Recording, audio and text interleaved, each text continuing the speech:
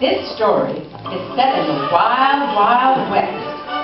There's a band of rustlers and one good guy named Larry who rounds them up by shooting straight from the heart. Now, don't get the wrong impression in this politically charged year of debates about gun control. This Western has a special message about that sort of thing. Now, the QP Voices presents The Legend of Lightning Larry by Aaron Shepard, and you can hear it for yourself. Let's give our cast an encouraging hand while I keep myself out there with you in the audience.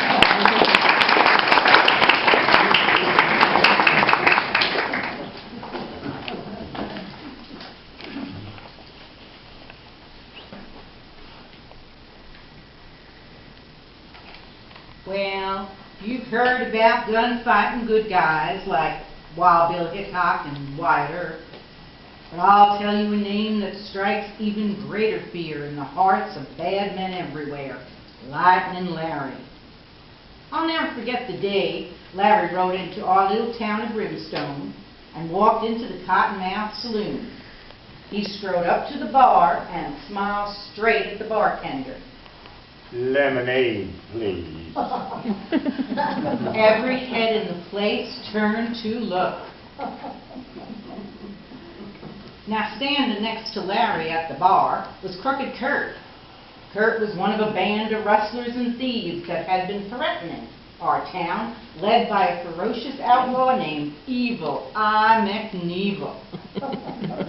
Kurt was wearing the usual outlaw scowl. Larry turned to him and smiled. Mighty big frown you got there, mister. What's to you? Well, maybe I could help remove it. I'd like to see you try. The rest of us got out of the way real fast. The bartender ducked behind the bar. Larry and Kurt moved about 10 paces from each other, hands at the ready. Larry was still smiling. Kurt moved first, but he only just cleared his gun from his holster before Larry aimed and fired. Zing! There was no bang and no bullet, just a little bolt of light that hit Kurt right in the heart. Kurt just stood there, his eyes wide with surprise. Then he dropped his gun and a huge grin spread over his face. He rushed up to Larry and pumped his hand. I'm mighty glad to know you, stranger. The drinks are on me. Lemonade for everyone.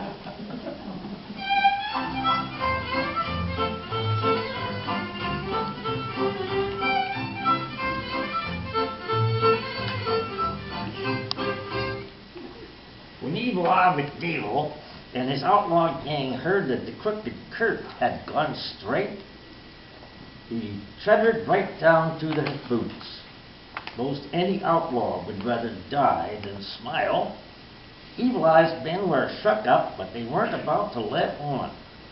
The very next day, Dismal Dan, Devilish Dick, and Dreadful Dave rode into Brimstone, yelling like crazy men and shooting wild. Windows shattered and citizens scattered. Then when Lightning Larry showed up, he never warned them, never even stopped smiling.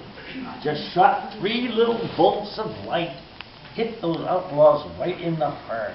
Zing! Zing! Zing! Larry's shots knocked the outlaws to the ground. They lay there trying to figure out what had hit them. Then they got up and looked around. Looks like we did some damage, boys.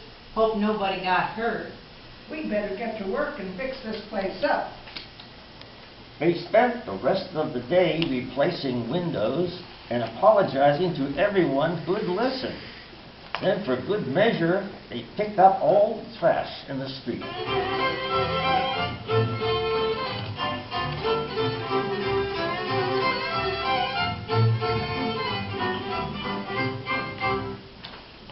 Evil Eye McNeevil had lost 3 more of his meanest men, and he was furious. He decided to do something really nasty. The next day, Stinky Steve and Sickety Sid walked into the 79th National Savings and Loan Association with guns in hand. They wore masks, but everyone knew who they were from the smell. Take off your hands. Give us all the money in your vault. They were just backing out the door with the money bags when Lightnin' Larry strolled by. Didn't even slow his step. Just shot those bandits in the back. Went right to the heart. The puzzled outlaws looked at each other.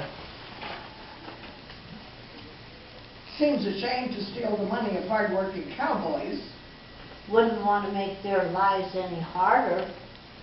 They holstered their guns, walked back to the teller, and plunked down the money bags. Now you keep that money safe. Then they pulled out their wallets and opened up accounts.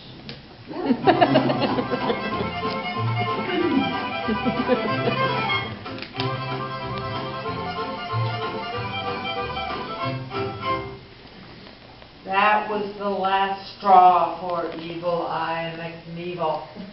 It was time for a showdown. The next day at high noon, Larry was sipping lemonade at Cottonmouth Saloon.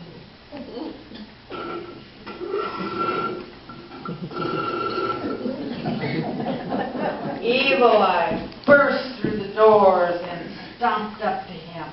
I'm Evil Eye McNeevil. Hello, Evil Eye. Can I buy you a lemonade? This town ain't big enough for the both of us. Oh, I don't know. Seems pretty spacious to me. I'll be waiting for you at the Okie Dokie Corral. And Evil Eye stomped out. Larry finished his lemonade and walked out onto Main Street. Evil Eye was waiting for him, but Evil Eye wasn't alone. There on either side of him was Ranchy Ralph and Grimy Greg and Creepy Cal and Moldy Mike and Lousy Luke and Gruesome Gus, and not a one of them looked friendly.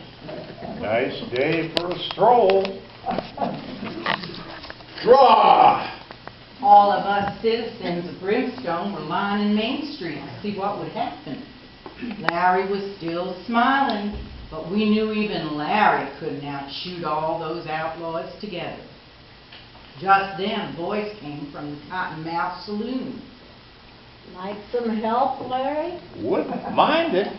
Out stepped Crooked Kurt, and right behind him were Dismal Dan, Devilish Dick, Dreadful Dave, Stinky Steve, and Sickening Sid. They all took their places beside Larry. Hello, Evil Eye. Traitor! Draw. Evil Eye and his men drew their guns, but Larry and his friends were an eye blink quicker. Their guns fired 7 little bolts of light, hit those outlaws right in the you-know-what. Zing, zing, zing, zing, zing! Yippee! He shot in the air. Sing! There was no bang and no bullet, just a little bolt of light. All right, men. Let's clean up this town once and for all. And before we could duck for cover, Larry and Evil Eye and the others turned their guns on the rest of us. Bolts of light flew everywhere. No one was spared, not a man, woman, or child. Zing, zing, zing, zing, zing, zing, zing, zing! ever saw such a happy crowd. We all rushed around and pumped each other's hands and hugged each other. Then the musicians got out instruments, and we had dancing too. Main Street was one huge party all the rest of that day and on through the night. I never saw so much lemonade drunk in all my days.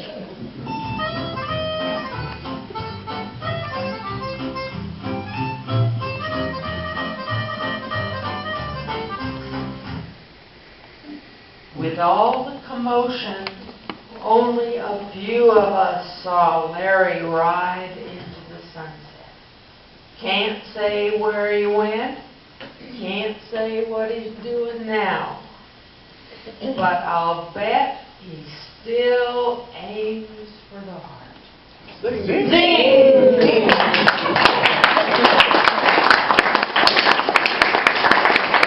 Okay, cats, you can doff your hats with the audience. One more round of applause.